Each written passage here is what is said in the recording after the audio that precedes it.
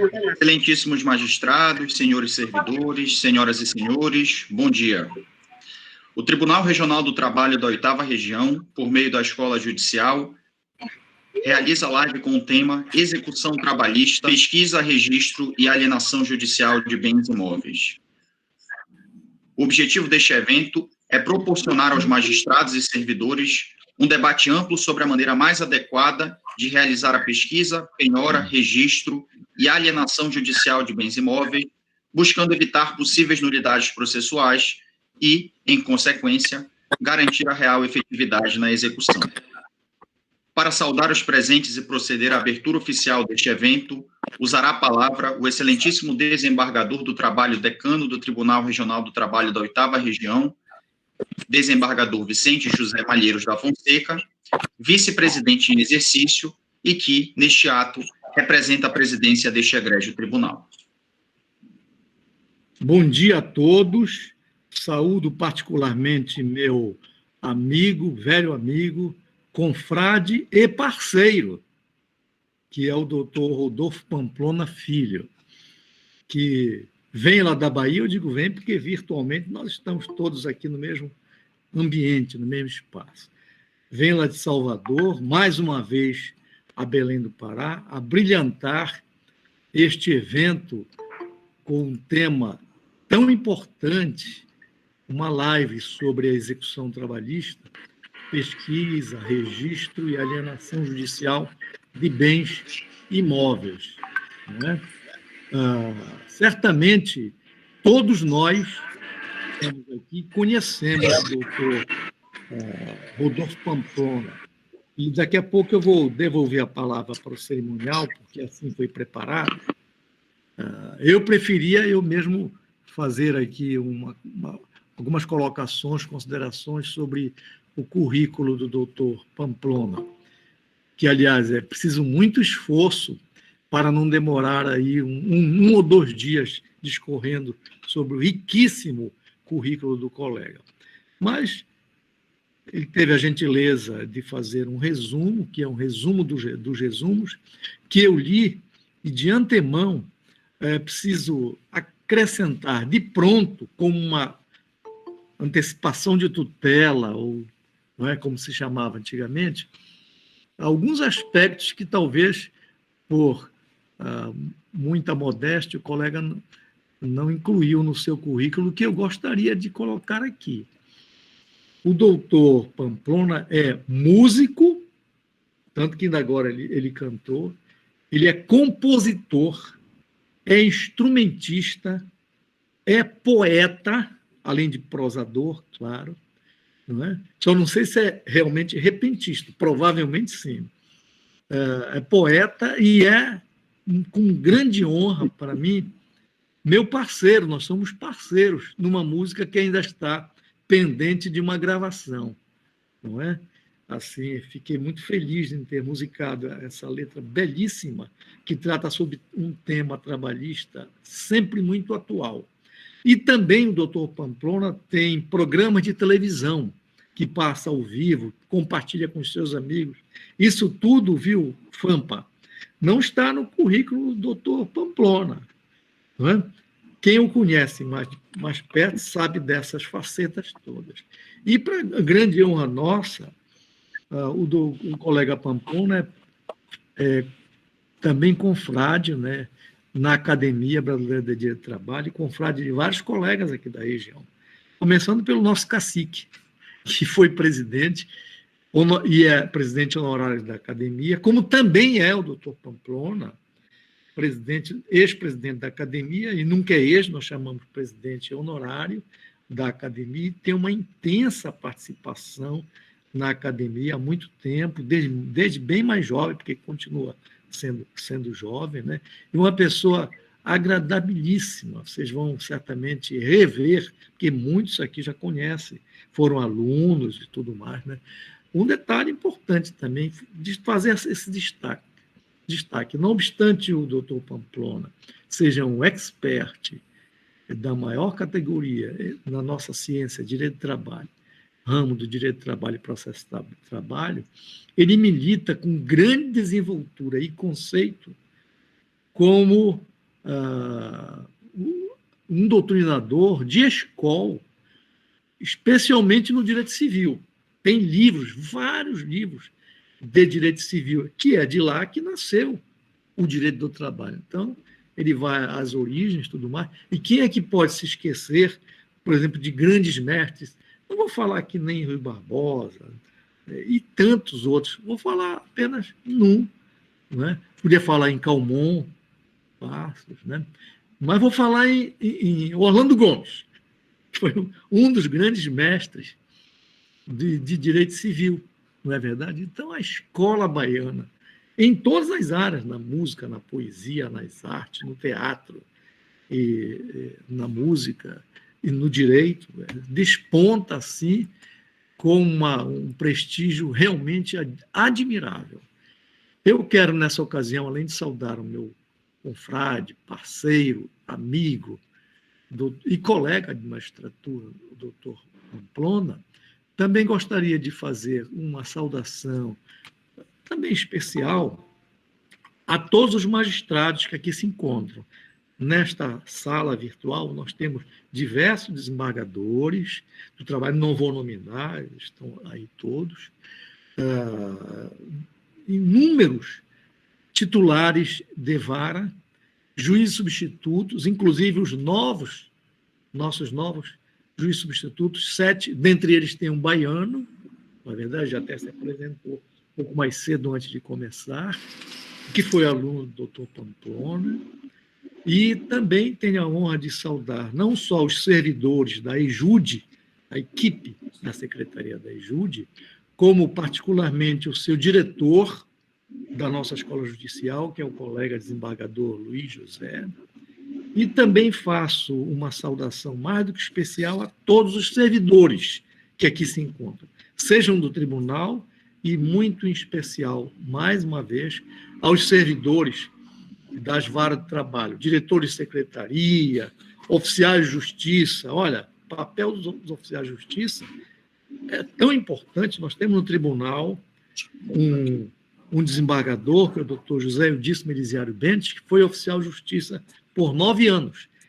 Doutor Pamplona, o doutor Elisiário Bentes foi oficial de justiça na 4ª Junta de Conciliação e Julgamento, que era presidida na época pelo competente e conhecido colega, hoje aposentado, que foi presidente aqui do tribunal e do TST, o ministro Rider Nogueira de Brito, pois o Elisiário Bentes, que é desembargador, presidente da 2ª turma, foi oficial de justiça longa-manos do Rider, que certamente muito aprendeu, porque o Rider é muito exigente, como deve ser realmente, e também os diretores de secretaria, como eu falei, os oficiais de justiça e demais, foram convocados. Os juízes de primeiro grau foram convocados, não é? E os desembargadores do tribunal foram convidados. Aqui nesta sala não está presente a doutora Pastora Leal, que é presidente do tribunal, porque Sua Excelência está afastada por licença médica. Poderia estar aqui a vice-presidente, que está na presidência, a doutora Meriane Acatauaçu Medrado.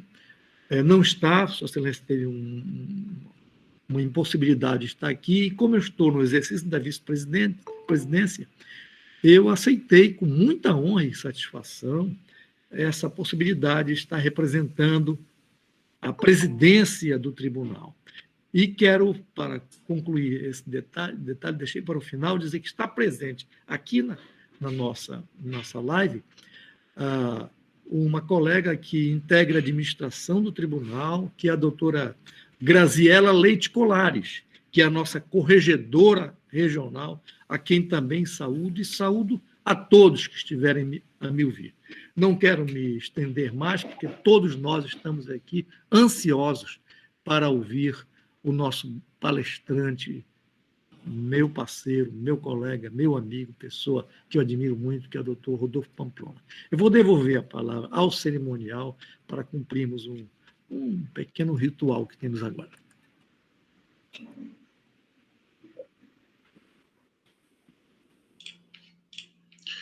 Registramos a presença dos excelentíssimos desembargadores do Tribunal Regional do Trabalho da 8ª Região, doutora Graziela Leite Colares, excelentíssima corregedora regional, desembargadora Francisca Oliveira Formigosa, desembargadora Sulamir Palmeira Monassa de Almeida, desembargador Luiz José de Jesus Ribeiro, diretor da EJUD 8, e todos os integrantes do Tribunal Regional do Trabalho da 8ª Região que participarão deste ato. Para palestrar sobre o tema Bens imóveis sujeitos à penhora, formalidades para a validade da penhora, usará a palavra o excelentíssimo juiz do trabalho do Tribunal Regional do Trabalho da 15ª Região, Rodolfo Mário Veiga Pamplona Filho. O palestrante é juiz titular da 32ª Vara do Trabalho de Salvador, na Bahia, professor titular de Direito Civil e Direito Processual do Trabalho da Unifax, Universidade de Salvador, professor associado da graduação e pós-graduação, mestrado e doutorado em Direito da UFBA, Universidade Federal da Bahia, coordenador do curso de especialização em Direito e Processo do Trabalho da Faculdade Baiana de Direito e do curso de especialização online em Direito e Processo do Trabalho do CERS, cursos online. Mestre e doutor em Direito das Relações Sociais pela Pontifícia Universidade Católica de São Paulo, a PUC de São Paulo, Master em Estudos e Direitos Sociais para Magistrados de Trabalho do Brasil pela UCLM, Universidade de Castilha-La Mancha, Espanha, especialista em Direito Civil pela Fundação Faculdade de Direito da Bahia, é membro da Academia Brasileira de Direito do Trabalho, tendo exercido sua presidência, membro da Academia de Letras Jurídicas da Bahia, tendo exercido sua secretaria-geral e atualmente exercendo sua presidência, membro do Instituto Baiano de Direito do Trabalho, da Academia Brasileira de Direito Civil, do Instituto Brasileiro de Direito de Família, o IBDFAM, e do Instituto Brasileiro de Direito Civil, o IBDCivil. Com a palavra, o excelentíssimo palestrante. Bom dia a todos e todas, estão me ouvindo bem? Eu estou absolutamente impressionado com o quórum, já bater aqui 235 pessoas ao vivo, é realmente o TRT da 8ª Região, é um dos mais organizados do país, é para mim uma honra, uma satisfação, um privilégio poder conversar aqui com colegas em sentido amplo mesmo, com os magistrados, com os servidores, com todos os aqui interessados em dar efetividade à prestação jurisdicional. Eu quero agradecer as gentis palavras do meu talentosíssimo confrade e maestro Vicente Malheiros, parceiro também musical, e dizer que estou à disposição de todos e todas para tirar dúvidas, esclarecer pontos. Nós temos um tempo limitado para fazer a nossa exposição, né? Mas farei, e quero dizer, já me pediram que eu perguntasse se eu prefiro que possa fazer perguntas ao final ou durante, eu não tenho o menor problema que a gente possa ser interrompido na exposição, talvez seja mais fácil nesse mundo virtual, e eu tenho alguma quilometragem nesse ponto, que a gente vá direcionar as perguntas no chat, ou quem quiser fazer intervenção oral, avise aí, os moderadores me dão um toque, eu paro para fazer, porque quando falamos ao mesmo tempo, realmente, nesse mundo virtual fica, às vezes, complicado, mas eu não tenho o menor problema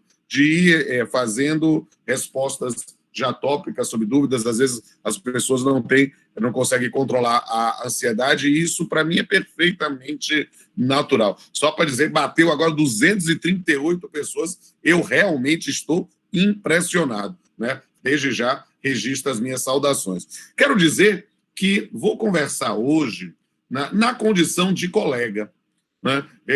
Que, por acaso, também é professor de Direito Civil há mais de 20 anos, né? Para que a gente possa ter um pouco mais de liberdade para conversar. Eu lembro que um grande amigo que eu tenho em terras paraenses, que é o professor Zeno Veloso, certa vez disse assim: Pamplona, eu vou fazer uma palestra também lá no TRT da 8ª Região, sobre as coisas. Você bate um papo comigo? E eu bati um longo papo com ele, certa vez, sobre essa questão. Por quê? Porque ele tem o conhecimento de Zeno, é um conhecimento impressionante, né?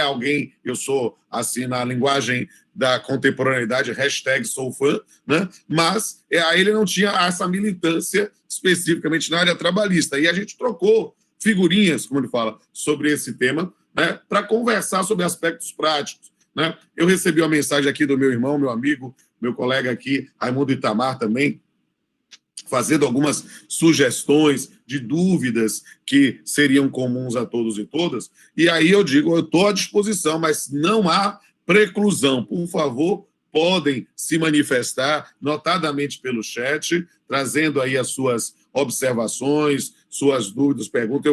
Eu vou lendo o chat e vou puxando a ideia no meio da exposição, sem nenhum problema. Eu tenho alguma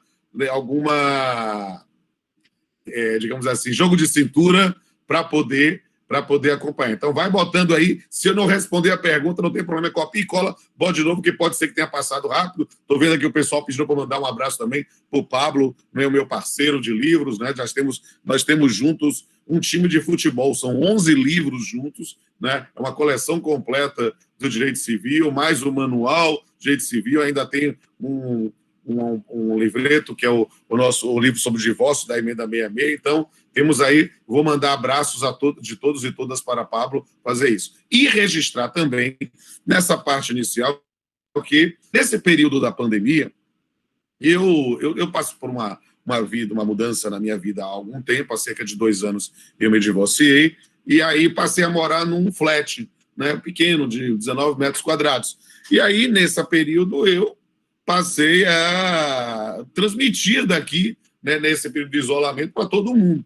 E realmente acabei ganhando uma expertise nesse mundo da transmissão virtual, né? Chegando aí, estou perto, eu devo estar com 290 e fraçãozinha aí, perto das 300 lives, né? Então, isso para mim me dá muita satisfação, porque é uma forma de servir a comunidade como um todo. Então, eu quero dizer, na verdade, fazer esses registros para dizer que todos e todas que usarem o Instagram, não hesitem em me seguir lá, mandar um oi inbox, sou eu mesmo, não é algo impessoal, não. Então, será um prazer conhecer, quem sabe aí, desse mundo das lives, eu não sei se é permitido, se é exceção. Olha, tá vendo aqui, dá 243 pessoas. Eu estou impressionado. Não para de subir, não para de entrar gente aqui. E eu sei que vários colegas têm sessão, vou ter que sair, eu sei, mas eu estou realmente impressionado, né, com essa adesão. E dizer que eu estou à sua disposição lá. Não sei se pode postar uma foto aí. Se quiser postar uma foto, pode me marcar, que eu reposto, sigo todo mundo. Eu adoro esse mundo virtual, tem sido um grande aprendizado. E podem me seguir também nos meus canais do YouTube. Eu tenho 2 canais, um com material exclusivo meu, né, produção próprio exclusivo, que é o canal Pamplona, e outro de produção, conteúdo não exclusivo, conteúdo compartilhado, que é o canal Papeando com Pamplona, né? Quando eu tiver a honra de poder gravar finalmente essa música que o meu amado Vicente Malheiros musicou, né? Eu vou colocar também lá no canal Pamplona essa live, essa música, vamos fazer um clipe ou qualquer coisa, porque ele é talentosíssimo, é o meu maestro favorito. Bem, já feito esses registros, já feito essa introdução, eu vou explicar um pouco o meu lugar de fala nesta questão. De fato, eu vivo a Justiça do Trabalho intensamente há muitos anos. Para ser preciso, há 28 anos. Né? Eu ingressei na Justiça do Trabalho como servidor em 1992, com 19 anos. E em 95, 5 meses de formado, eu me tornei magistrado, estou na magistratura há 25 anos, né? E já fizeram as contas, quem tenho 48 anos, né? E não sou mais o menino prodígio que era no passado, sou no máximo um coroa simpático. Mas, na condição de coroa simpático, eu vou bater um papo com vocês, meus colegas, pensando também nos colegas mais experientes, e aí eu tenho que falar sempre, Vicente vai ser minha referência sempre, o nosso decano, que é alguém realmente sensacional, mas para aqueles que estão na magistratura, que são colegas, tanto quanto Vicente é meu colega, né, mas que são mais nós jovens e ainda estão, talvez, nos arrobos da compreensão da nossa magistrado. Porque não é fácil, definitivamente, atuar como juiz. Há um livro de um saudoso desembargador baiano, né? Ele era da área criminal, mas ele falava do solitário ofício de julgar. Né? Julgar não é fácil. Nós estamos isso no nosso dia a dia há anos. Né? Então, é somente Nós e o computador, nós e a caneta, nós e Deus, né? Nessa atuação de julgar, notadamente no primeiro grau, né? E aqui a conversa é direcionada naturalmente para os juízes de primeiro grau, né? Juízes monocráticos, no juízo monocrático, que atua na execução da sentença, hoje muitas vezes chamada por força do CPC de 2015, na fase de cumprimento, né, da sentença. E aí a gente precisa explicar um pouco isso. Por quê? Porque o que é que eu tenho de diagnóstico sobre esse tema?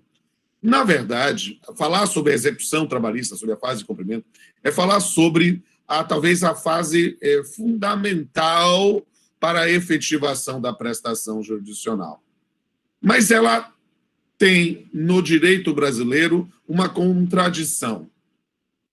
Ela é muito importante, ela é fundamental, mas a gente acaba negligenciando nossos estudos teóricos na graduação. É muito comum termos uma preparação muito forte no direito material e no direito processual cognitivo, né? Na ideia da audiência, da produção de prova, da sentença, dos recursos, e deixamos um pouco negligenciados a execução. Eu digo isso pensando nos colegas da minha idade para cima. Por quê? Porque quando nós começamos, e aí cada um invoca na sua memória individual, né? Quando começamos, a gente... E eu, que lembro, quando comecei como servidor em 92 e como juiz em 95, a gente não tinha processo eletrônico, não tinha todos os meios que temos hoje, então era tudo na mão mesmo, eu despachava processo na mão mesmo, na caneta mesmo, com a minha letra horrível, hoje cada vez pior por causa da digitação, mas eu fazia lá os meus despachos de problema, e eu via como, às vezes, os diretores de secretaria tinham dificuldade na parte da execução, né? Os assistentes acabavam sendo direcionados justamente para a execução e menos para a cognição, porque era um momento em que a gente tinha que resolver o setor hortifruti-granjeiro da Justiça do Trabalho, os pepinos e abacaxis dos processos. Por quê? Porque na cognição nós tínhamos lá toda a teoria, estávamos preparados, e na execução a gente disse, eu nunca vi isso nos livros. É mesmo, é verdade. Né? Mais para frente, e eu aprendi também que nesse mundo virtual, ficar só falando é algo que acaba cansando, então depois de uns 20, 30 minutos, eu começo a contar alguns causos, aí eu volto para a dogmática para que a gente possa imaginar os problemas que isso gera na prática. Mas é muito complicado mesmo, sabe? E quando você conversa com um profissional, às vezes com um advogado, né, na área trabalhista, ele diz, tem uma novidade. Ele já pergunta, é em execução? É em execução? Por quê? Porque não adianta pensarmos em outorgar a prestação jurisdicional mais encantadora e técnica perfeitamente, senão não temos a efetivação da prestação jurisdicional. E isso é uma contradição.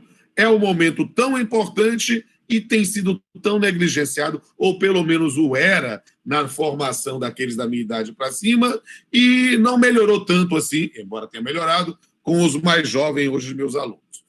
E, por outro lado, também ela tem uma contradição quando a gente estuda outros sistemas normativos.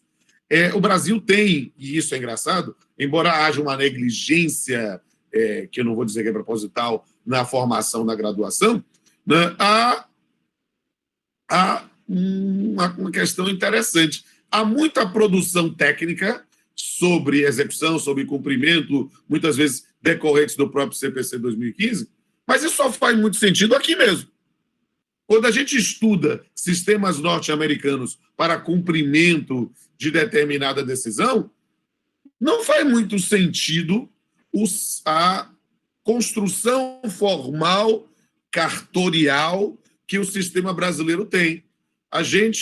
Note que aí eu preciso pedir o testemunho daqueles da minha idade para cima, né, para lembrar que até há pouco tempo nós ficávamos nos digladiando sobre se a execução era processo ou fase. precisou o CPC copiar o processo do trabalho, assumir a execução como uma fase, para que nós percebêssemos o óbvio, como o nosso sistema já era muito melhor. E a gente, às vezes, queria formalização do processo de execução, que talvez não fosse ser muito necessário e não faz qualquer sentido em alguns sistemas, como em alguns estados norte-americanos, em que você profere a sentença e caminha para o xerife local, o equivalente ao delegado, para mandar efetivar. Ou seja, a decisão do magistrado em determinados sistemas, ela tem uma força executiva, a gente chamaria isso talvez de mandamental, não sei, né? De tal forma que não é tão relevante todos os estudos que temos aqui. Mas o fato é, para o Brasil, para o sistema formalizado do Brasil, para o sistema positivado no Brasil, e nós somos juízes da Constituição e das leis da República, não da nossa consciência individual ou visão do que é justiça. A gente não pode se entusiasmar com arroubos, de dizer, não, eu decido conforme minha consciência e decido da forma que eu acho que tem de ser certo. Você tem que decidir realmente sempre de acordo com a sua consciência. Você tem que decidir sempre com o que você acha certo dentro do sistema. Nós fizemos concurso para magistrados, que somos, no final das contas, representantes estatais.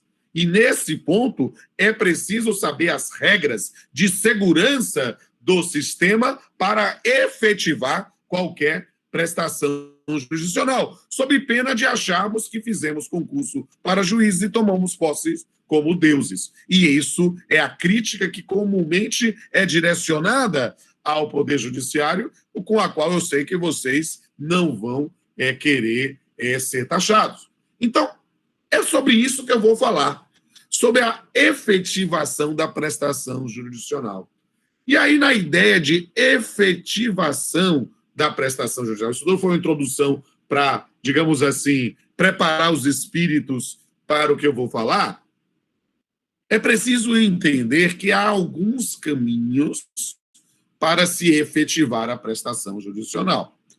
A lógica de um sistema efetivamente crítico é que a prestação jurisdicional, depois do trânsito em julgado, né, nós realmente possamos efetivar essa prestação. O meu confrade, companheiro, parceiro, colega e maestro Vicente tem há anos os estudos interessantíssimos sobre um fundo de garantia de execuções trabalhistas, em que a efetivação da prestação jurisdicional seria abarcada pelo próprio Estado e, nesse ponto, dando a satisfação ao crédito do hipossuficiente e, depois, o Estado correr atrás para buscar a efetivação em uma situação que pode ocorrer.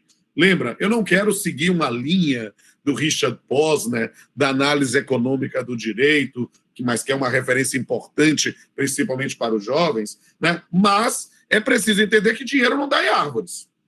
E a situação econômica, no momento do ajuizamento da demanda e no momento em que há o trânsito em julgado e se começa uma execução definitiva, muda. E por isso é que temos visto numa atuação, principalmente no processo civil, e aí me permita quase uma piadinha, no processo civil que se descobriu finalmente a criação humana mais próxima do conceito de eternidade, porque o processo lá parece que nunca termina. Se o nosso às vezes demora, mas o nosso chega ao fim, o deles parece que não chega. E aí, dentro desse ponto, eles buscaram e buscam há anos, na suas reformas, no CPC de 73, na reforma de 99, primeiro vamos pensar na reforma de 94, de 99, a de 2003, e finalmente, com 2006, o CPC de 2015, ideias para efetivar a prestação jurisdicional. Por quê? Porque o lapso temporal entre o ajuizamento da demanda, entre o trânsito em julgado e entre a busca efetiva de uma constrição para efetivar a prestação, fez com que, buscasse-se formas de abreviar esse interprocedimental. E aí nós passamos a viver, porque eu estou fazendo uma palestra que seja factível para todos, desde o meu decano até o colega recém-possado como servidor.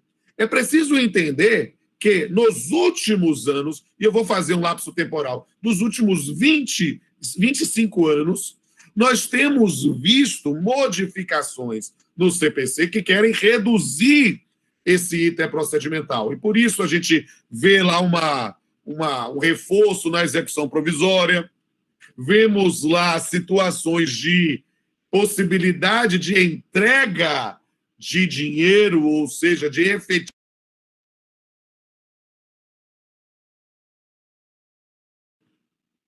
Acho que desligaram meu microfone rapidinho, sem querer. Voltou aqui. Ó, estão me ouvindo? Faz um joinha aqui. Ótimo. Então, neste ponto, vemos no processo civil com evidente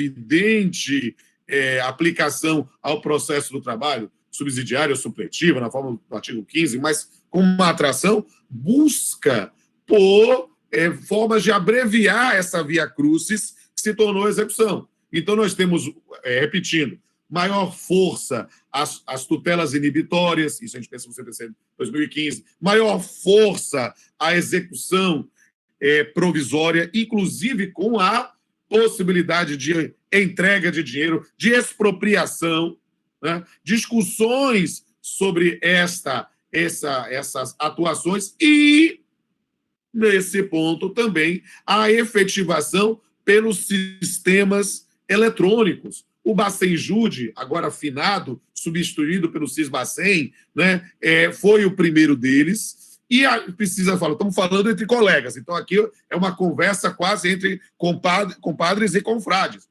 Nós não podemos fechar os olhos para saber que nós, na Justiça do Trabalho, somos absolutamente despudorados na utilização dos sistemas eletrônicos de bloqueio de ativos, né? Eu vejo isso, o pessoal falou de Pablo, eu fico brincando às vezes, a primeira vez que meu parceiro Pablo Vistoso, que é juiz estadual, foi fazer o sistema do Bacen. Ele é uma pessoa muito espiritualizada, e aí Pablo chegou para mim assim, irmão, você vem aqui comigo na minha casa? Eu digo, vou, claro. Não, é que eu vou fazer um Bacen-Jude. Ah, sim, beleza. Então vai fazer pela primeira vez? Tudo bem. Aí ele fez lá o registro, ele mesmo fez o registro. Aí eu digo, aí assim, irmão, é assim. E agora o que eu faço? Aperta Enter, né? Bota aí. E aí, o que eu faço agora? Bota a senha. Pronto. É para botar a senha mesmo? Não é para fazer, não. Aí ele fez, ele disse assim, estou aliviado, irmão, estou aliviado. Fiz aqui um... Aí ele diz, e você faz isso muito? Eu digo, uns 40 por dia. Por quê? Porque na Justiça do Trabalho nós nunca tivemos pudor em pensar na atuação adequada, no momento processual adequado, vamos cuidar dos arrobos, isso, no Bacen-Jude. Agora, Cisbacen. E todos os outros meios que vieram depois. Renajude, Infojude, né? A gente está fazendo. Essa fase aqui, a gente está falando aqui, até agora não funcionou um caos, todo sistema novo é assim, é só lembrar do PJE, de quanto a gente chamava o PJE de pesadelo judicial eletrônico, né? E hoje ele já usa com mais frequência. É bom? Não, não é bom, mas é o sistema que foi possível para fazer um sistema nacionalmente unificado. Novamente, eu me lembro, o TRT da 8ª Região sempre foi a vanguarda em aspectos de organização administrativa e na parte de informatização. Provavelmente o sistema interno que vocês tinham aí antes do PJE devia ser, eu nem sei qual é, mas eu digo liberado, devia ser muito melhor do que o PJE, porque o nosso aqui na Bahia era. Só que nós estamos pensando na ideia de uniformização, de acesso à justiça, de aspectos formais nesse ponto. E aí, voltando aqui, antes que eu estou interagindo aqui com o chat também, né? Pode perguntar. E aí, nesse ponto, nós temos aí não somente o Bacenjude, o Infojude, o Renajude, o Simba e outros mecanismos para buscar a efetivação. E a lógica é óbvia. É óbvio. Por que eu estou explicando isso? Para dizer que a minha palestra, ela, na verdade, ela é importantíssima se a gente não consegue realizar o óbvio. Qual é o óbvio? Transitou em julgado, sentença, liga, vocês têm um sistema de cálculos maravilhoso, que é pioneiro no Brasil. Sentença líquida, transitou em julgado, bloqueia as contas.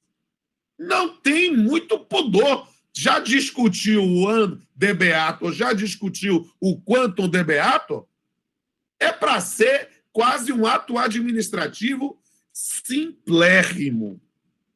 A ideia é essa. Por quê? Porque não é para ter muita... E aí eu vou usar a expressão. Não é para ter muito pudor. Uma coisa é cognição. Cognição, o juiz tem de ser uma flor. O juiz tem de ser delicado, porque o indivíduo pode estar sendo processado injustamente. Nós temos que ter muito cuidado, principalmente até com aqueles chamados clientes da casa, aquelas empresas que a gente já conhece, que nunca pagam mesmo, e aí a gente já fica quase que tendo uma presunção de culpa. A gente precisa se conter. Por quê? Porque pode ser que naquele processo, naquele único processo, ela esteja com razão. E a gente não pode transformar o processo judicial em um linchamento. É nosso dever constitucional de garantir o devido processo legal ao direito à defesa. Então, nesse ponto, a cognição ela é muito importante para garantir, digamos assim, as garantias constitucionais do cidadão. A execução, espera um pouquinho.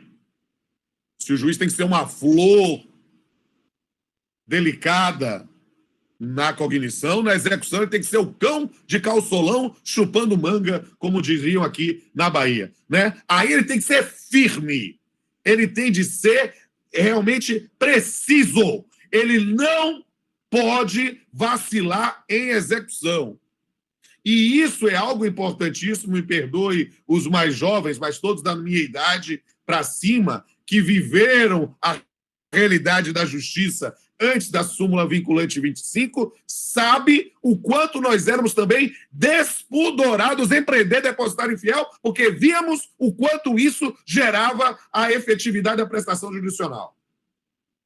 E eu lamento a súmula vinculante 25, mas eu sou juiz do Estado brasileiro e eu tenho que aplicá-la. Eu não posso ficar inventando novidade se o Supremo Tribunal Federal diz que, infelizmente, e para mim, o Supremo Tribunal Federal, ele se equivocou, ele confundiu uma situação do depósito contratual, principalmente na alienação fiduciária em garantia, que eu posso trabalhar hoje com vocês na distinção de posse direta e posse indireta, que é fundamental para as coisas que eu estou pesquisando até a oitava, né?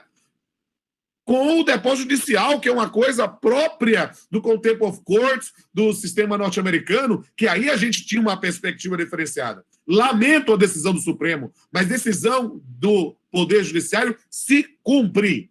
E nós temos que seguir. O sistema é esse. A partir do momento em que eu começo a querer aplicar o direito da minha cabeça, nós passamos a viver uma situação semelhante ao que está acontecendo na sociedade brasileira de 2016 para cá, desde a época do mensalão, do discurso do ódio, em que nós passamos 5 anos numa graduação, fazemos especialização, fazemos mestrado, fazemos doutorado, ou vamos para a vida prática, temos toda uma experiência, e as pessoas que não estudaram direito querem dizer como é o certo. Hoje, direito virou de conversa de bar. Só não é de bar por causa do isolamento presencial, mas antes era. As pessoas, sem sequer estudar, queriam discutir se cabia embargos infringentes no Supremo Tribunal Federal. Uma questão intrincadíssima da dogmática processual penal, as pessoas simplesmente, pelas suas opções políticas, queriam opinar. Uma coisa é opinião, outra coisa é fundamentação. A gente tem que trabalhar com fundamentação, o nosso dever é esse. E isso é fundamental na compreensão da modernidade. E por que eu estou falando tudo isso? Aí sim, para o nosso tema. Por quê? Porque, de fato, o ideal é que a gente bloqueie. Pô. Bloqueou, vamos em frente, vamos efetivar a prestação jurisdicional, vamos otorgar e fazer isso o mais breve possível. Não sendo possível, nós vamos seguir para o método tradicional de efetivar uma garantia para convertê-la em pecúnia, né, e satisfazer o crédito. Nós vamos realizar a penhora, o ato de constrição, né, já que a parte de acertamento da sentença já foi superada, né, então, e aí na oitava região, como aqui em boa parte dos juízos da quinta, com a prestação jurisdicional não somente certa, mas líquida. Então, se não conseguimos efetivar pelos sistemas bancários o bloqueio, vamos partir para o modelo tradicional de citação do indivíduo para pagar espontaneamente, o que raramente o faz, mas pensar na penhora, na garantia. E aí é que entram aí as polêmicas que eu pesquisei aí da oitava região. Meus amados e minhas amadas colegas, notadamente aqui, stricto sensu, da magistratura, mas também extensivo aqui aos colegas dos servidores, notadamente assistentes de juízes e oficiais de justiça que estão aqui participando. O que é a penhora? A penhora é a efetivação, né, de uma constrição para uma garantia do juízo. A penhora não retira a disponibilidade do bem. O indivíduo pode vender o bem penhorado. Pode. Nada impede que ele venda um bem penhorado. Por quê? Porque não há restrição de indisponibilidade pelo fato da penhora. E por isso é que todo mundo, quando vai comprar um bem imóvel, pede certidões negativas em todos os juízos possíveis, justamente para verificar quais são os riscos que se corre na aquisição de um determinado bem imóvel, por exemplo. Mas é preciso entender o que pode ser penhorado. Por quê? Porque toda essa exposição foi para chegar a esse ponto. O que está... Eu vou assim, brincando com o meu... Ele não está presente, mas aqui, sempre registrando pela amizade longa que tem, né? O cacique Georgenô. Se eu estivesse brincando com o meu amigo Georgenô, dizendo, cacique, penhorar o quê, cala pálida? Por quê? Porque nós, muitas vezes, no afã de buscar a satisfação da prestação jurisdicional, a gente verifica alguns sinais de riqueza ou sinais de propriedade e acaba confundindo as bolas. É isso mesmo. O cara tem uma casa. Tem uma casa, beleza. A casa está em nome dele. É a primeira coisa a verificar. Há um sinal exterior, sim, ele está morando nessa casa, mas nós precisamos saber efetivamente quem é o titular do direito que se está buscando a penhora. Por quê? Porque se estamos falando sobre propriedade, é preciso desde já lembrar de uma lição básica de teoria geral do direito civil, em que a gente aprofunda em direitos reais. Quando a gente trabalha com direitos reais, aí sim, nós temos que pensar que a propriedade, a transferência da propriedade, ela só se dá pelo registro. E nós temos um fenômeno extremamente comum em todo o Brasil, e eu sei que aí na 8ª região também, que é a aparente propriedade, ou a propriedade não. O indivíduo que tem tem uma propriedade, adquiriu essa propriedade, entre aspas, por favor, mas nunca registrou. E ele não registrou por quê? Por vários motivos. Ele pode não ter registrado simplesmente porque o imóvel é irregular e não tem efetivo registro. Ele pode não ter registrado porque o bem, na verdade, tem registro, tudo formalizado, mas ele comprou o bem para ficar algum tempo com ele e pretende aliená-lo e ele não quer pagar o imposto de transmissão. Então, ele tem o chamado contrato de gaveta. Ele comprou, fez o contrato, está tudo bonitinho, interpartes, e, não registrou.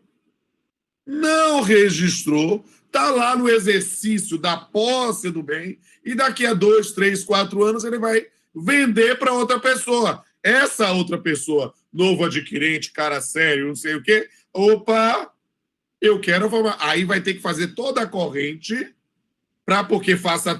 Às vezes, o indivíduo faz o negócio fazendo a transmissão do vendedor originário para o novo adquirente, esquecendo que teve isso. Isso pode dar confusão para efeito de imposto de renda, isso pode dar confusão para outros aspectos também em execuções.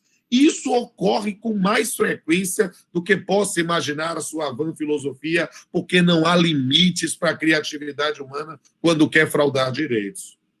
Então, o que é que a gente precisa entender? Uma primeira distinção fundamental. Propriedade é um direito que se materializa pelo uso, gozo, disposição. E aí, nesse ponto, eu vou ter a formalização da propriedade. Sim, a resposta é óbvia. Daqui a pouco começam as questões complexas. Para penhorar um bem imóvel acima do valor legal, eu só tenho essa penhora perfeita se tiver registrado no cartório correspondente. Antes disso, é o direito do que eu acho justo e não o direito que está positivado.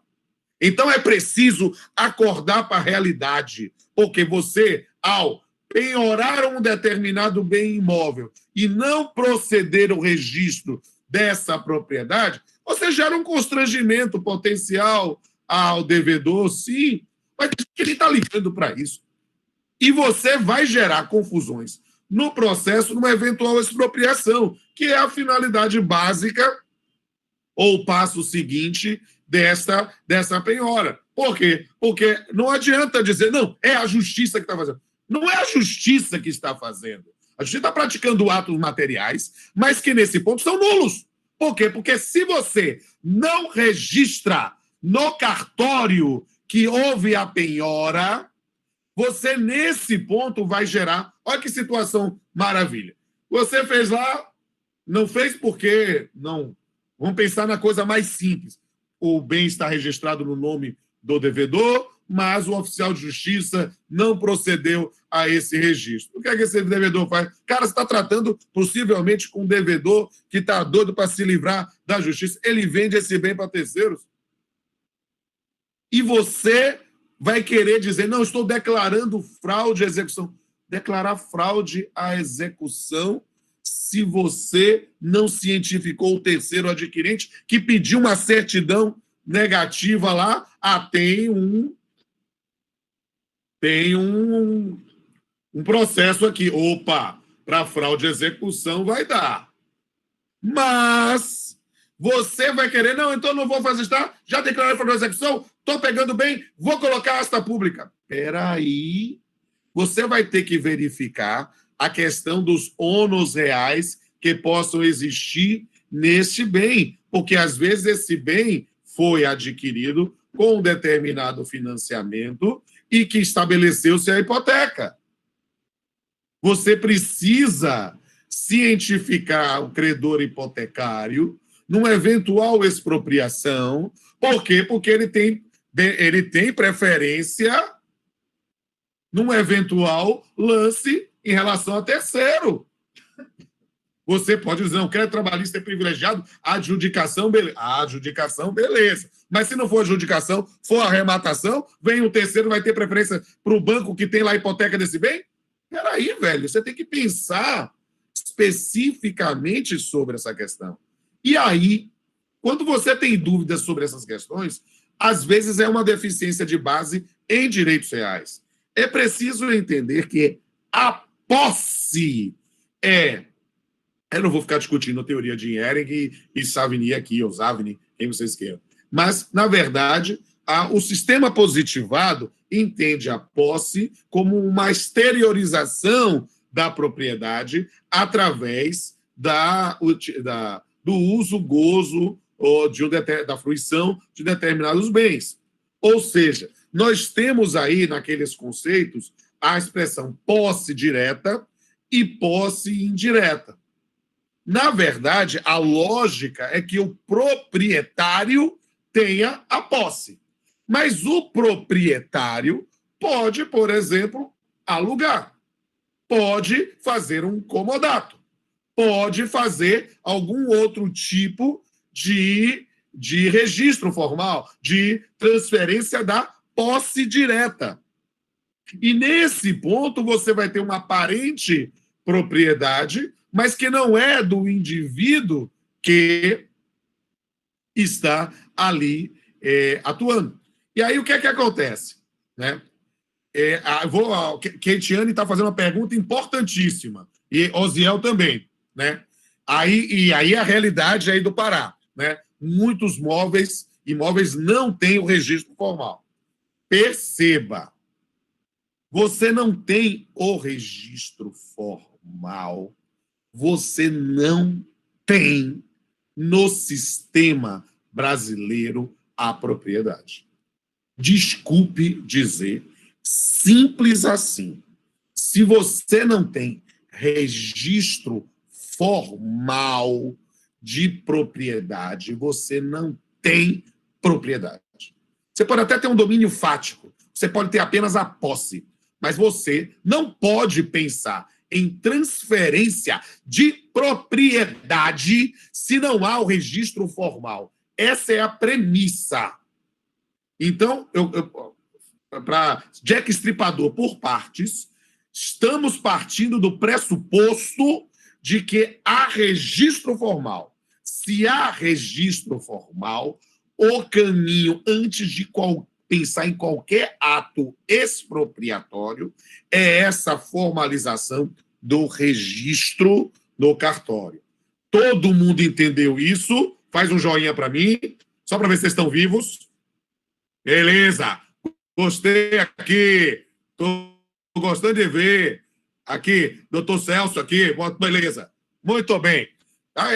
Eu estou vendo o doutor Celso que está prestando mais atenção aqui, interagindo aqui. Estou de olho aqui nas imagens. Beleza. Nesse ponto, a gente já compreendeu a parte da propriedade. Agora vamos fazer aspectos da posse. A gente pode penhorar posse. Essa é uma questão que tem alguma polêmica, mas eu vou lhe dizer que sim. Só para você entender. É que eu preciso fazer esse registro, quase uma nota de rodapé na minha exposição. Às vezes, e eu digo isso porque eu já fui jovem também, embora meu amado Vicente diga que eu ainda sou jovem, né? Mas, sabe, eu já estou dobrando o cabo da Boa Esperança, né? Já que daqui a pouco eu cinquentei, né? Então, estou com 48, estou cinquentando, que Deus me permita muitos anos, que eu possa chegar aos 90, aos 100, eu estou aí. Se eu for antes disso, eu vou subir protestos, né? Mas, neste ponto, eu não sou mais um jovem de 23 anos quando eu tomei posse como juiz. E eu preciso dizer isso, como eu já fui jovem, eu preciso dizer, principalmente para os meus colegas mais jovens aqui, que às vezes a gente fica influenciado por um discurso de ódio, alguma coisa assim. Dizer, não, então ele não vai dizer que não cabe penhora? Não cabe, sim. Mas perceba, você tem que fazer a coisa direito. Primeiro, todo mundo já entendeu sobre a propriedade. Sim, com propriedade, só com registro, senão você não está penhorando propriedade. Não tendo registro, você não pode dizer que está penhorando propriedade. A menos que você... Aqui eu estou vendo aqui uma contribuição que parece interessante, né? Que vocês façam a medição, vão na prefeitura, fazem o registro no cadastro de IPTU e leiloa. Espera aí, vamos organizar esse negócio. Você tem possibilidade do registro em cartório da posse, verificar quem é que está. O IPTU aí é cobrado de posse ou do proprietário? Porque perceba a questão formal. Nesse ponto, o imposto predial territorial urbano, ele é devido do proprietário, de quem tem aí a distinção da posse indireta. Sim, você pensa no proprietário. Ora, se vocês têm um registro formal, né, de posse, isso eventualmente é algo inovador no sistema brasileiro, pode ser uma peculiaridade aí do Pará, mas a priori o que você tem é naquela espaço onde há uma propriedade de alguém, um registro específico de que o indivíduo está ali atuando. Mas perceba, bens que não têm registro formal de propriedade, eles podem ser vendidos? Para pensar. Ele pode. Na prática, as pessoas vendem. Vendem, no fio do bigode. Paguei aqui, comprei, assumi a casa, faz isso. E aí isso nos dá, muitas vezes, uma sensação de frustração, porque a gente não pode penhorar a propriedade. Não pode. Se você está executando alguém que não é o titular do bem no registro, eu estou batendo nessa tecla, você não pode. Então você vai penhorar o quê? A posse. Só que penhora de posse no sistema brasileiro, eu fiz inclusive um card ontem em homenagem a vocês. Eu tenho dois grandes parceiros, querido, eu acho que eu vi o Ney Maranhão aí entrando também, nosso confrade, né? Mas aí o Vicente, que também é confrade. Eu tenho dois grandes amigos, um é confrade nosso, que é o Luciano Martinez, né? E outro é o Danilo Gaspar, um jovem talentoso, magistrado também, e a gente faz um trabalho, todo dia a gente posta um card de uma coisa diferente. Dia de segunda é dia de trabalho, dia de terça é direito civil, dia quarta é de etimologia, quinta é o dia da história, o processo, sexta é uma dica cultural, sábado a gente fala de previdenciário, aí o Océlio, acho que está aí também, outra grande referência, e domingo a parte de futebol. Mas, ontem, terça-feira, era o dia de civil, e eu falei especificamente, pensando em vocês, preparando a nossa exposição, falando sobre penhora de posse.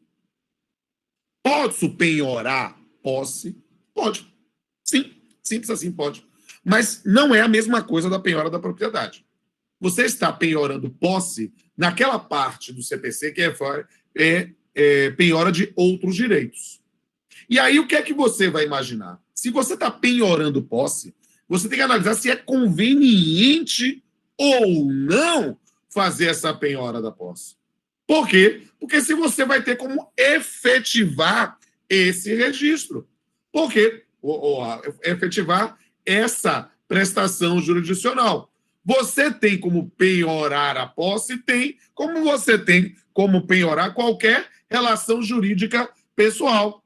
E aí, nessa circunstância, você vai pensar nessa ideia de, eu tenho como abrir uma matrícula específica no registro imobiliário da posse, se você tem como formalizar isso, e se os cartórios estão registrados dessa forma, beleza. Nós temos aí a publicidade que garante e protege interesses de terceiros e a formalização, né, de um status jurídico. Só que tem um probleminha, né? Você vai pensar agora em determinar a entrega do bem. Se o indivíduo resistir, você vai colocar oficial de justiça com força policial para fazer o equivalente a um despejo? Essa é uma questão que é interessantíssima. Deixa eu voltar à discussão da propriedade ainda. Por quê? Porque se discute os limites da nossa atuação jurisdicional lá na propriedade. Porque raciocine, e aí as pessoas esquecem disso. O indivíduo... Estou voltando à questão anterior, porque temos aí um problema para pensar. O indivíduo tem uma propriedade formalizada e estabeleceu um contrato de locação.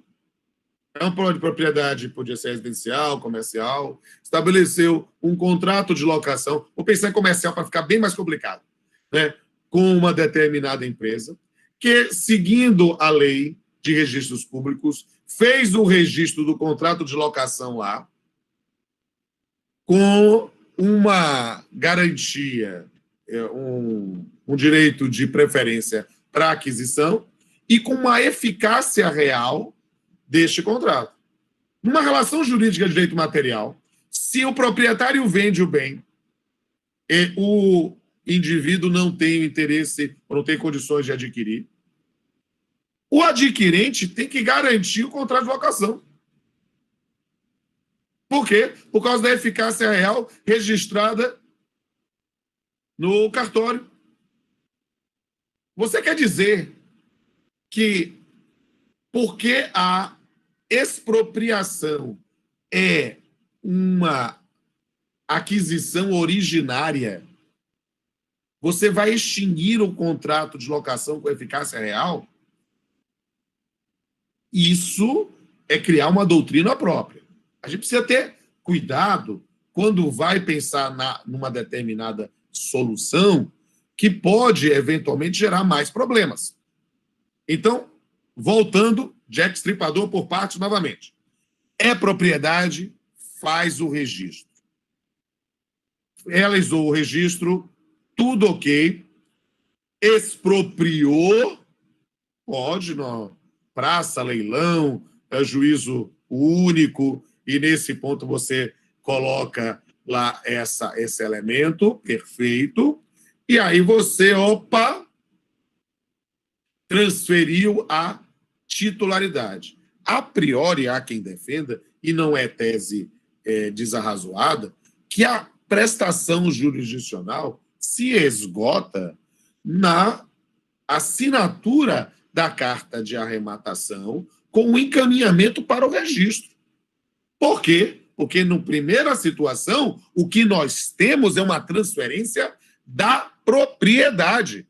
Pode ter lá um posseiro, pode ter alguém lá que tenha invadido a propriedade e que esteja a caminho de uma usucapião.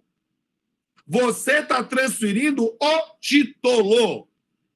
A priori, você não seria competente para a emissão na posse desse título se tiver uma discussão sobre efetivamente uma usucapião. Vocês já pararam para pensar? É porque eu tive que voltar por causa da pergunta, né? Tive que voltar para o aspecto da propriedade.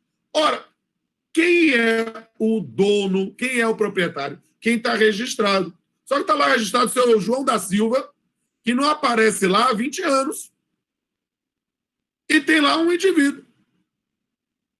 Tem lá um indivíduo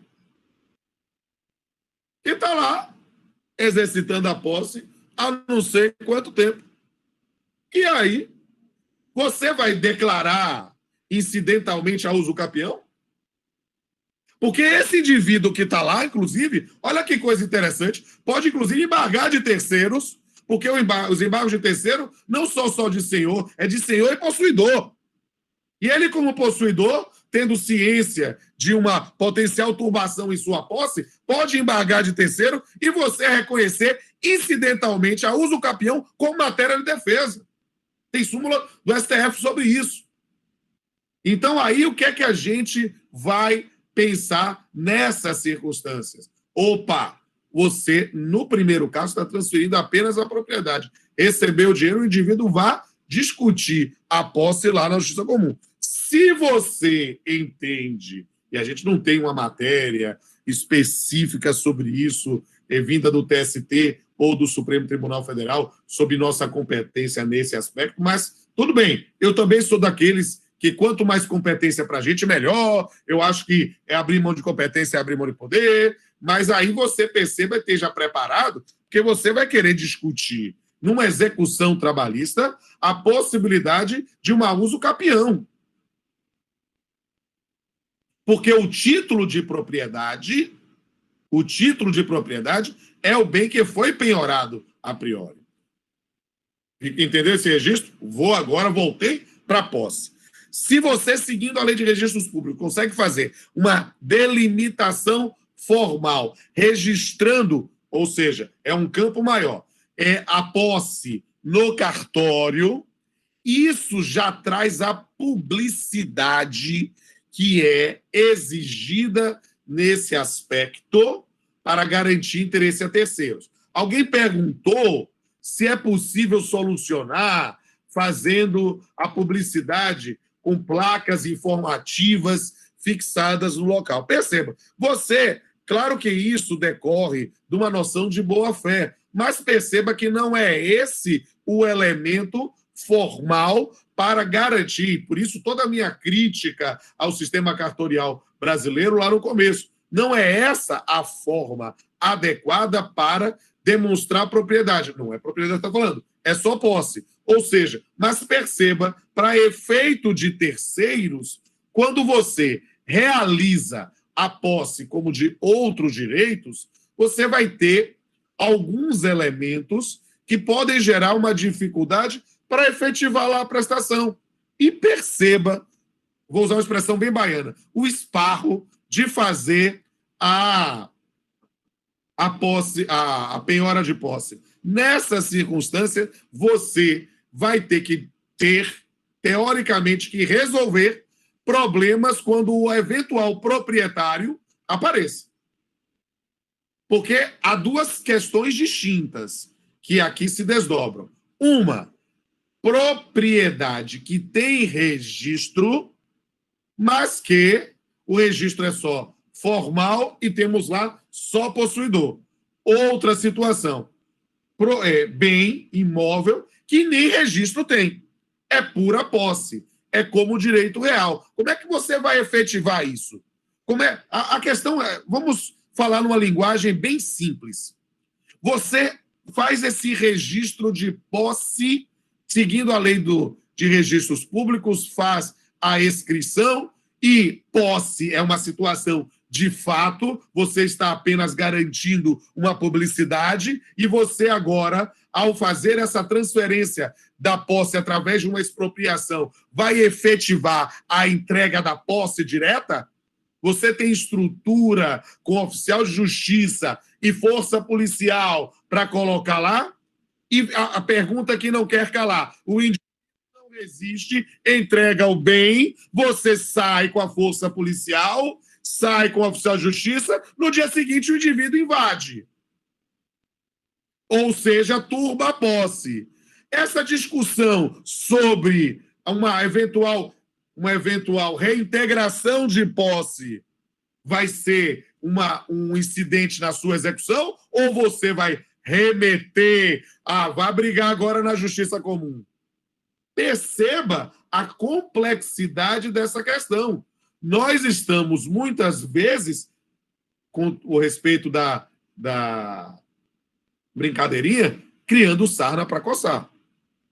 Nós temos que verificar efetivamente e propugnar, sim, por uma formalização das propriedades para que possamos pensar na penhora.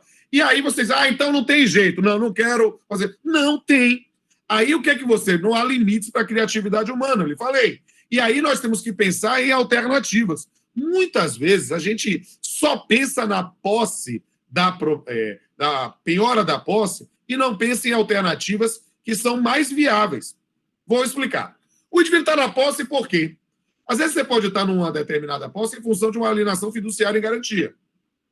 E o indivíduo está na posse direta, mas a posse indireta é de terceiros. O que é que você faz? Em vez de você penhorar o bem, você penhora o crédito. E isso é a matéria que você responde lá com o Código Civil. Penhore o crédito, cientifique o credor do devedor, cientifique, na verdade, o credor do devedor numa outra relação, e cientifique o devedor do devedor, que ele não tem que pagar mais para o devedor, e sim pagar no processo.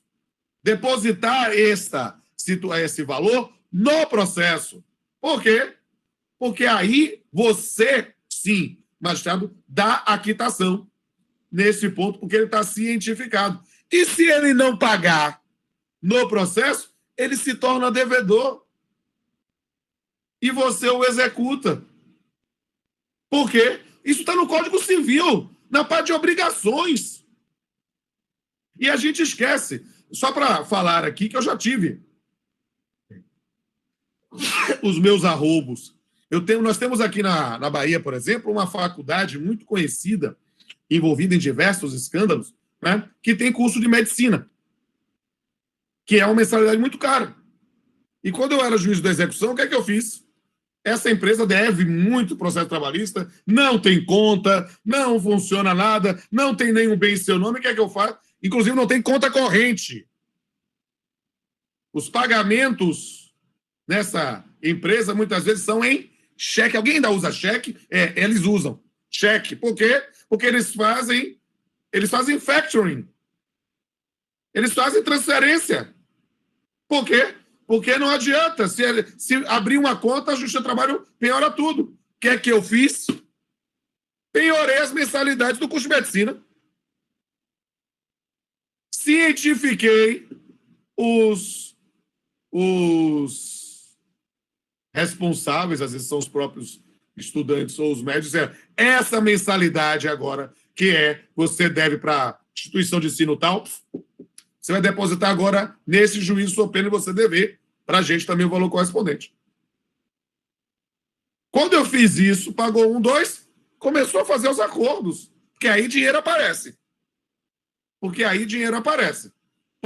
é óbvio que ao fazer isso, vai para a imprensa, todo mundo faz, os outros colegas começam a fazer a mesma prática, opa, resolvemos um determinado problema. Muitas vezes, questões que nós queremos resolver na marra com penhora de posse, muitas vezes podem ser resolvidas com penhora de crédito. E aí é só descobrirmos quem são os devedores do nosso devedor.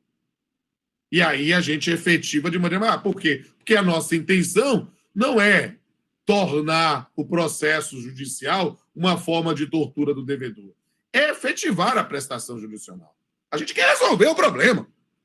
O despacho preferido do juiz é o quê? Arquive-se. Arquive-se porque foi efetivada a prestação judicial. E não criar mais incidentes para poder fazer. Eu vou voltar aqui para o chat, porque parece que tem mais perguntas, e para eu poder responder aqui. Imóvel do colono resultante de reforma agrária pode ser penhorado ou posse? Nós temos que verificar efetivamente se esta situação, por exemplo, de uma desapropriação para efeito de reforma agrária, já fez a formalização da propriedade? Tranquilamente que sim. Se nós estamos ainda na fase da posse, o efeito vai ser o mesmo do dito anteriormente. Você vai estar penhorando outro tipo de direito e que tem uma maior complexidade para efetivar. Excelente pergunta aqui do meu confrade Vicente, né, falando da súmula 375 do STJ. O reconhecimento da fraude à execução depende do registro da penhora do bem alienado ou da prova de má-fé do terceiro adquirente. Essa é uma questão interessantíssima, pensando para o processo civil como um todo. Qual é a lógica? O registro da penhora faz presumir boa-fé daquele ato. Perceba, a gente tem muita resistência no direito brasileiro a provas tarifadas, mas a gente esquece que existe um monte de coisa que é prova tarifada, né? Casamento, só tem uma prova de provar casamento. Só tem uma forma de provar casamento. É dar certidão do casamento. Não tem jeito. Ah, não, mas eu moro junto com o fulano de tal, não sei o quê. Não, você não é casado. Casado é só com a formalização. É um negócio jurídico solene. Propriedade de bem imóvel só se prova mediante registro. É tarifado. Não sou eu que fiz, é o sistema. A gente quer mudar o sistema, candidate-se a deputado federal, a senador, e faz ou faz uma campanha para mudar isso. Então, a propriedade só se prova dessa forma.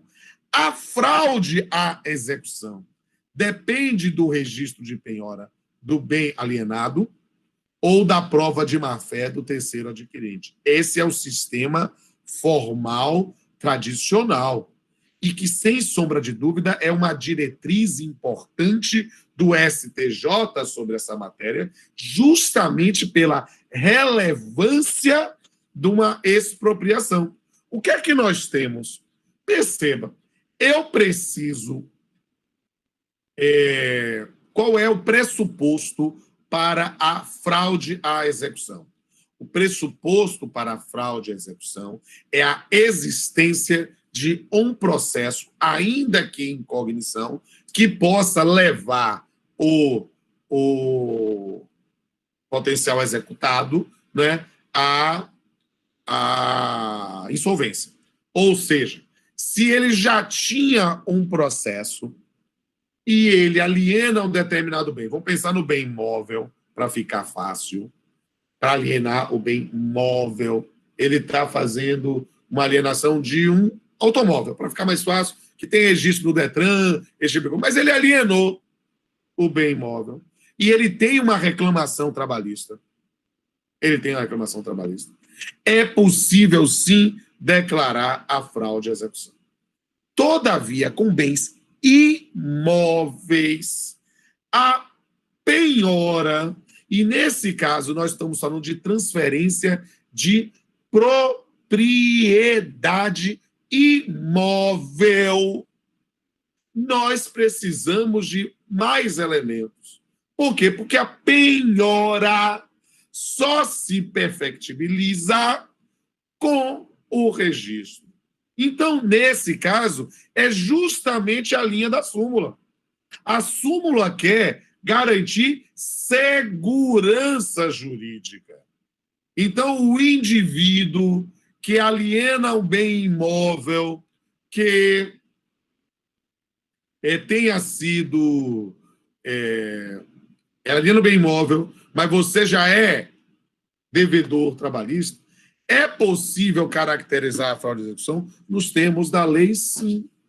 Mas o STJ, justamente pela nossa tradição cartorial, nossa tradição de buscar um prestígio à propriedade imobiliária, entende que, nessas circunstâncias, só depois do registro.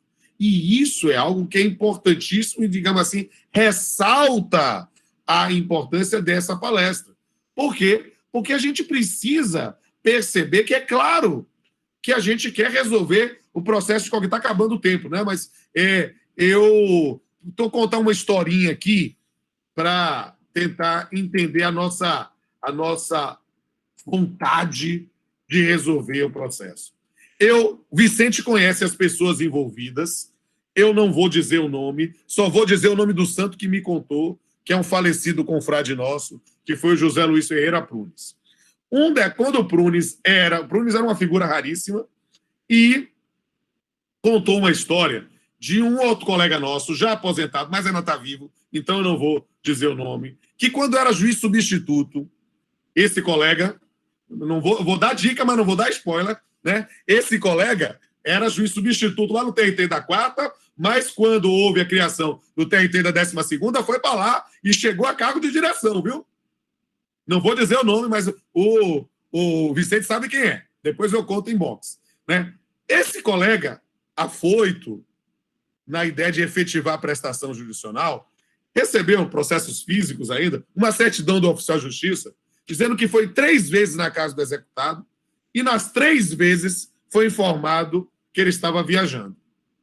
Aí o juiz disse assim, opa, isso aqui com certeza é uma fraude, isso aqui com certeza ele está tentando se evadir da justiça, eu vou resolver isso. Chamou o oficial de justiça, chamou 2 PMs, lá no interior do Rio Grande do Sul, e disse, vou lhe mostrar como se efetiva a prestação jurisdicional.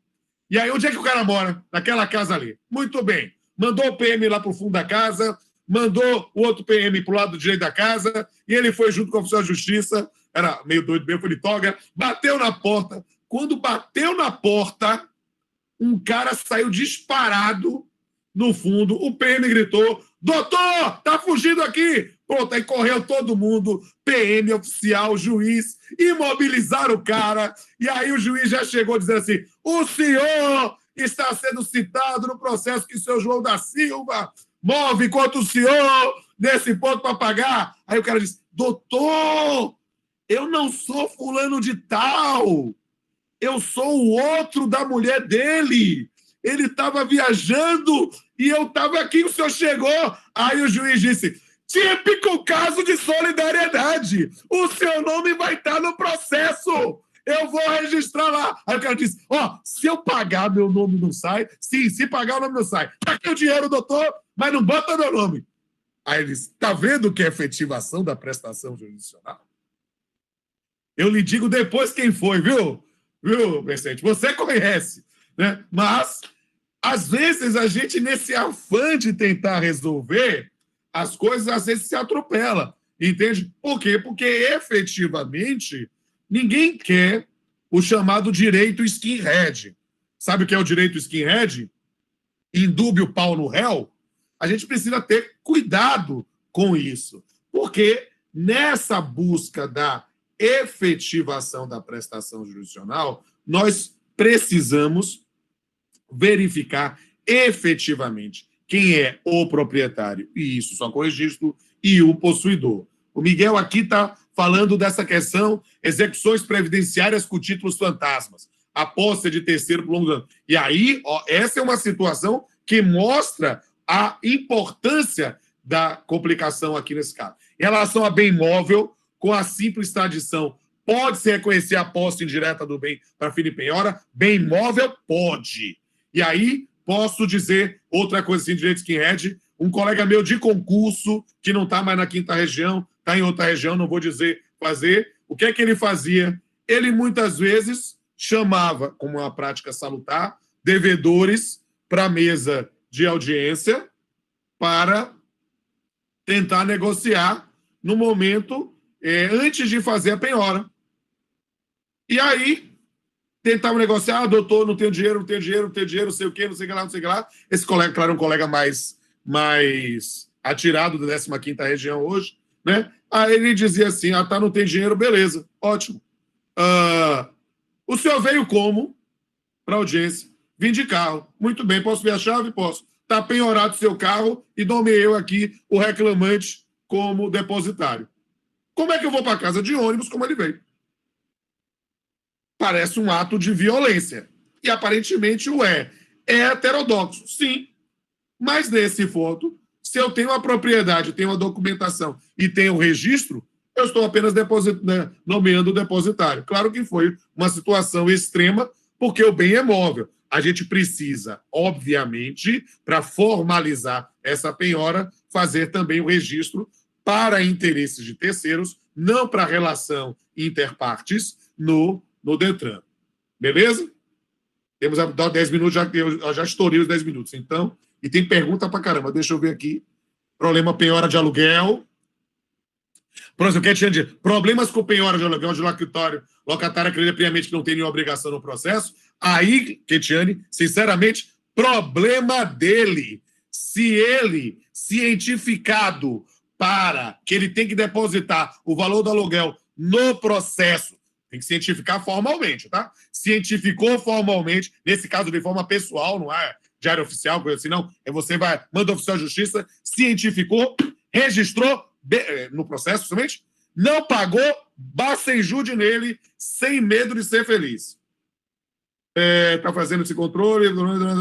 A hipoteca judiciária, ótimo! Hipoteca judiciária é uma medida que a gente tem usado pouco, mas é sim, para efeito de disponibilidade, um caminho importante. Alienação de imóvel por sócio após juizamento da ação, mas somente foi incluído posteriormente, após o DPJ, pode ser não. Mariana Helena Arruda e Silva, se você trata de uma alienação, ele não foi incluído, aí o interesse a ser preservado é do terceiro. Só depois da inclusão dele é que você poderia declarar a fraude à execução. Não pode fazer antes disso, não. Por isso que eu estou tão simpático com a previsão do próprio CPC. Eu vi porque Fred era meu vice-presidente da Academia de Letras Jurídicas da Bahia, e eu conversei sobre ele sobre isso, né, que ele se inspirou no seu trabalho, na ideia de trazer sócios na cognição. É um palavrão lindo, né? Litisconsórcio passivo, sucessivo, unitário e eventual, né? Trazer o sócio desde já para garantir interesse de terceiros. Bem que pagou, muito bem. Eu acho que professor, a disponibilidade do sistema ela vai registrar logo a pergunta. Enquanto está indisponível, não é possível, mas assim que for disponível, aqui é a pergunta de. Quero deixar tudo né? Confusão entre posse e direito de uso. Excelente, doutora Graziela. Isso aqui é importantíssimo. Direito de uso é um dos desdobramentos da propriedade, mas não se confunde com a posse. O direito de uso, você tem uso, usufruto, como modalidades autônomas de direitos reais na coisa alheia. Então, isso precisa ser formalizado, e se o foi, né, você vai ter a ressalva específica para a penhora específica desse direito. Sem registro, a priori é só posse mesmo. Em relação ao bem imóvel, você pode direta, pô.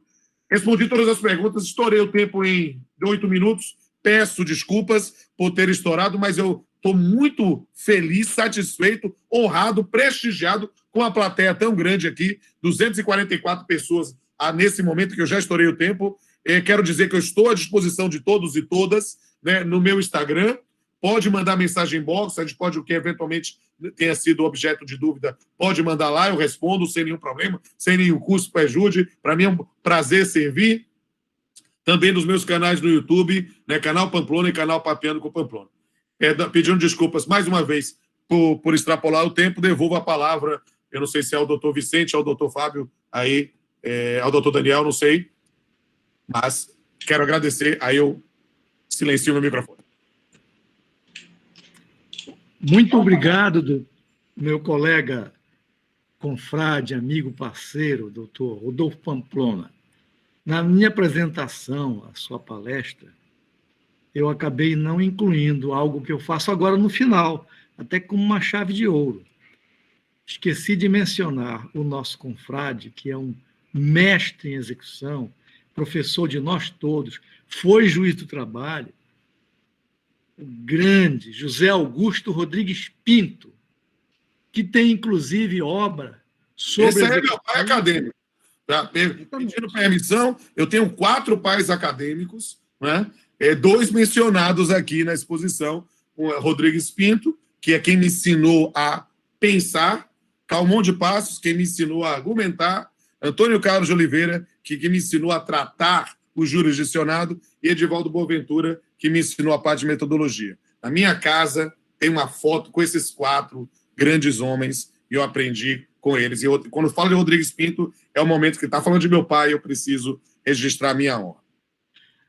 Muito bem, ele, além de de ter sido também presidente da Academia Brasileira de Direito do Trabalho, Rodrigues Pinto, ele tem obra de referência sobre execução, é uma pessoa assim simpaticíssima, na verdade, tem estado fisicamente aqui algumas vezes. Os baianos são absolutamente todos brilhantes, não é? O Pará, de certa forma, é irmão da Bahia, porque nós temos muita coisa em comum, inclusive a culinária, né? Isso. Vocês têm o vatapá, nós temos aqui o vatapá. Você não tem lá o açaí. Não, mas aqui o açaí não é local, mas a gente traz aqui do Pará e eu que adoro comer, então, para mim é um prazer. Ó, faz o registro. Espero que vocês tenham gostado da palestra. Está gravado, não sei se podem me mandar depois o link, eu posso colocar no meu canal no YouTube, não sei se lá é restrito ou não, mas quero dizer que, estou aqui virtualmente, mas quando passar a pandemia, me chama para... aqui, para dizer aqui, Olha o açaí aqui, Manda açaí. E desde já, para dizer que eu estou numa fase Sidney Magal. Me chama que eu vou para o TRT da Oitava. Vai ser um prazer interagir com vocês pessoalmente. Com certeza, doutor. Então, eu agradeço. Não vou falar muito, porque para nós ficarmos ainda nos eflúvios das lições, das reflexões preciosíssimas que o colega expôs, nós estamos aqui encantados, admirados, já era de esperar, mas ainda o colega sempre suplanta todas as nossas expectativas, sempre traz o seu conhecimento para enriquecer um pouco os nossos domínios sobre essa matéria tão importante. Então, vai o meu abraço fraternal, embora pela via digital, a todos da Bahia, particularmente ao meu parceiro, amigo, colega, confrade. Muito obrigado pela sua participação.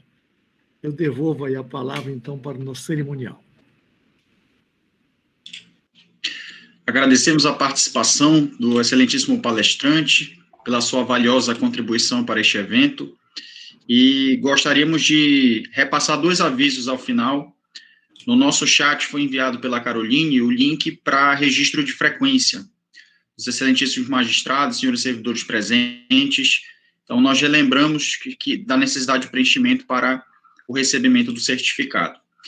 E gostaríamos de divulgar também uma campanha solidária referente ao Círio 2020, que acontecerá na próxima sexta-feira, dia 2 de outubro, no horário de 8h30 às 12 horas, uma ação interna que visa a doação de cestas básicas por servidores e magistrados da Justiça do Trabalho da 8ª Região, em sistema de drive-thru, e nós teremos os carros poderão acessar o anexo 4 na Travessa Dom Pedro, então, através do portão do anexo 4 e saída pelo portão da Senador Lemos, e para cada cesta doada será entregue uma camisa e um adesivo da campanha e um cartaz do Círio 2020. E para facilitar... Eu já uma proposta indecente, em 2021, faça um evento aí uma semana antes do Círio, que eu já fico para o Círio, que eu preciso conhecer o Círio, né? Para mim é uma... Eu não conheço o Círio ainda, já fui no Pará várias vezes, mas nunca consegui ir nesse período, eu quero ver o Círio. Perfeito, doutor. Doutor Luiz, nós podemos aqui, o colegiado todo da escola, eu tenho a honra de integrar o conselho da escola, entendeu? Eu vou me auto-outorgar, já que estou presidindo essa sessão na presidência, como relator dessa matéria para propor o definimento sem divergência. Hein, doutor Luiz? Vamos anotar essa proposição, que é excelente, ao doutor Pamplona. É só implementar, eu acho que essa ideia é algo de fecha realmente com chave de ouro esse nosso evento. E eu cumprimento ao doutor Luiz, a escola, por ter tido essa feliz ideia de realizar este momento. Devolvo mais uma vez a palavra cerimonial para o encerramento. E boa tarde a todos, saúde. E para facilitar os interessados em participar, nós contaremos com o apoio da Arrogante Distribuidora de Alimentos, que estará no local com cestas básicas em caixa personalizada da campanha, ao custo de R$40, que pode ser efetuado o pagamento em dinheiro ou cartão, de débito ou crédito, e realizada a doação. A Assessoria de Comunicação Social do Tribunal enviou há pouco, por e-mail, a todos os detalhes que foram falados aqui, referentes à campanha do Círio. O TRT da 8ª Região, por meio da Escola Judicial, agradece imensamente a participação de todos e lhes deseja um bom dia.